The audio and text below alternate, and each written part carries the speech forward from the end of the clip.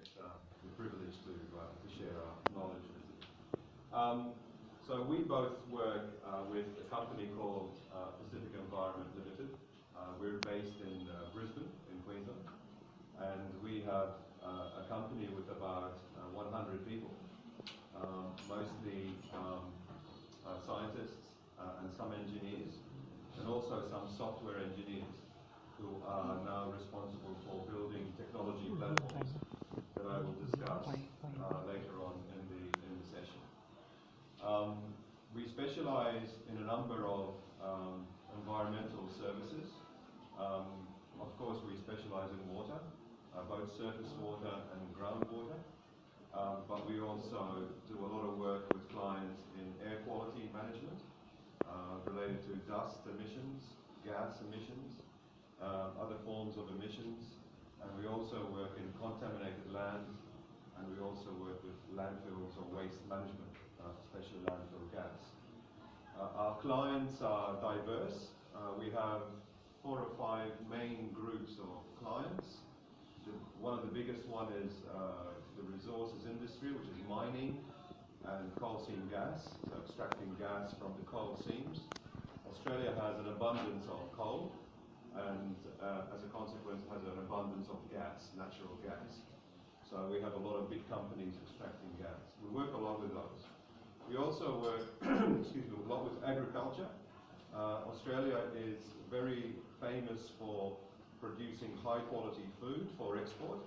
Not only crops such as cereals, such as wheat, but also animal protein, so cattle, beef cattle, sheep, poultry, and all these now are intensifying in the way they're doing things, and obviously we need to make sure that they're not having an impact on the environment. The other industry we work with is infrastructure, or road building, or rails. Our cities are growing, just like Hanoi, and we are building more and more roads and more railways, and that requires a lot of environmental impact assessments and studies to make sure that both the construction phase and when the road is built does not have a detrimental impact on the environment. Am I speaking too fast? I want to make sure I'm not losing anyone along the way. Everyone okay? Okay. Yeah? Oh, good. All right. The last industry is government. So we work with, we have 3 levels of government in Australia. We have the local government, which is normally associated with the city that we live in. Then we have the state government, so for us it would be Queensland government. And then we have the federal government, which looks after all the states of Australia and territories. So we work with 3 levels of government to help them manage their particular needs in the environment. So this is the outline of today's presentation. I will be already start giving you the introduction about Pacific Environment. Then I'll go into a high-level description of the legislation and the way we actually manage water resources in Australia. How do we protect the water resources, our rivers, our oceans, and our groundwater, to make sure that what we have today is of the same quality or even better for the next generation coming after us. So that is our responsibility as a society. We need to make sure that the life we build today is not going to be at a cost or a detriment to our children and our children's children going forward. That is our responsibility. And then Nikki will take over and she'll talk about a case study with one of the coal mines, just to give you an example of how we work with major industry to ensure that economic development of a country, that the dollars that we need to live, does not come at a cost to the environment. And then we'll move on to EnviroSuite, which is our technology platform, which we believe is the future for water management, water resource management, both surface water, groundwater, and even marine water. Next slide. So, as I said, we've been around for about 20 years. Pacific Environment was established in the mid-1990s, probably before most of you were born, in 1995. it has evolved over the years and grown. Now we are listed on the Australian Stock Exchange, so we're a publicly listed company. And we have offices in Brisbane, where we are. We have about 30 people in Brisbane. We have about 30 people in Sydney. We have offices in Adelaide, Perth, and Melbourne. So we have quite a large spread.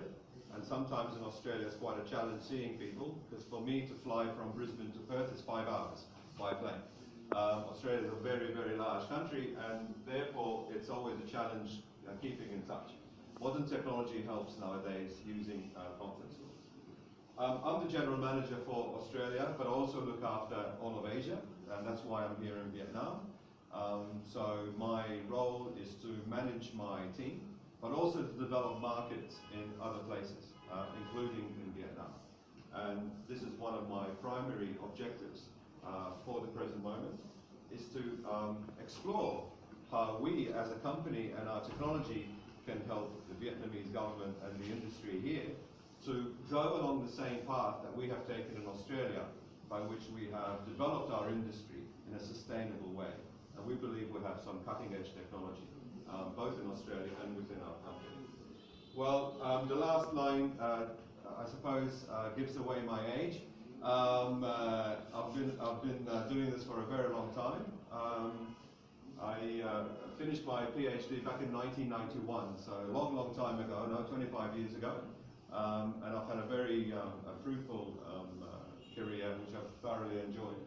Next. So, the top layer, what we have are images of Queensland, actually, our state, and these are images of Vietnam. And this opening slide kind of illustrates the very large differences in water resources between our two countries. Australia is a very dry country. Most of the land is desert, with very, very hot temperatures of over 45 degrees centigrade, and very dry. Some parts of Australia don't see any rain for many, many, many years. And even where industry actually operates, where mining exists, sometimes they go 3, 4, 5 years without any rainfall whatsoever. And that poses a challenge of how to actually manage dirty water, dirty groundwater that's coming out of the ground. How do we manage it? So that poses some real significant issues. So our rivers are ephemeral. They're dry for most of the time. They don't flow. All you see is a channel with a sand bed and riparian vegetation on the edges, and there's no water. But then when it rains, and we have a wet season, which is normally from November till about March, which was now, we get a lot of rain very quickly, and you get flooding or flash flooding into that river. It will last for about 3, 4, 5 days, depending on the size of the catchments, and then the water is gone. So most of our rivers in Queensland, about 95% of them are ephemeral. So not like your rivers here, where you have plenty of water all year round. So very, very different systems. We, obviously, as beef cattle producers, most of our land is taken up for beef cattle grazing. And since European settlement, back in the late 1700s, a lot of trees have been cleared. A big mistake. A lot of trees have been cleared. Australia has some very fragile topsoil, very ancient topsoil. It's a very old continent, and it breaks down very, very quickly without the protection of trees. So the removal of trees by Europeans has led to some very significant environmental impacts on our water resources and our surface water. And that's mostly due to surface runoff, sediment, and nutrients into the rivers, which causes water quality issues into our rivers. And that impacts the aquatic ecology in our rivers. So that's another issue. And then we have this beautiful World Heritage Area, which is called the Great Barrier Reef. So the ultimate receptor of all that water washing away from the Queensland landmass ends up in the Great Barrier Reef. Now the Great Barrier Reef is about 2,500 kilometers long. It's one of the largest living organisms in the world. It is the largest living organism in the world. You can actually see it's from space, it is so large. But it's very delicate. Very, very delicate to changes in water quality, and very, very delicate to changes in temperature. So we're seeing an impact on the Great Barrier Reef by changes in water quality due to runoff from our streams and also due to climate change. The temperature is rising, the sea temperature is rising even by a very small amount. It's having an impact on the Great Barrier Reef. So there is a lot of pressure on the Queensland government and on the Australian government, the federal government, to actually make sure that the water that's coming out of the rivers and coming off the land is not harming such a wonderful world heritage feature as the Great Barrier Reef. Now I know that in Vietnam, I've traveled a little bit and you've got some amazing sites in this country. You have some beautiful, beautiful sites.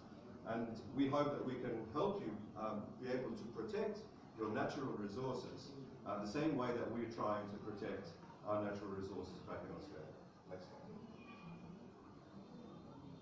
slide. So this is the boring part. We'll talk about law. This is boring, not my favorite subject.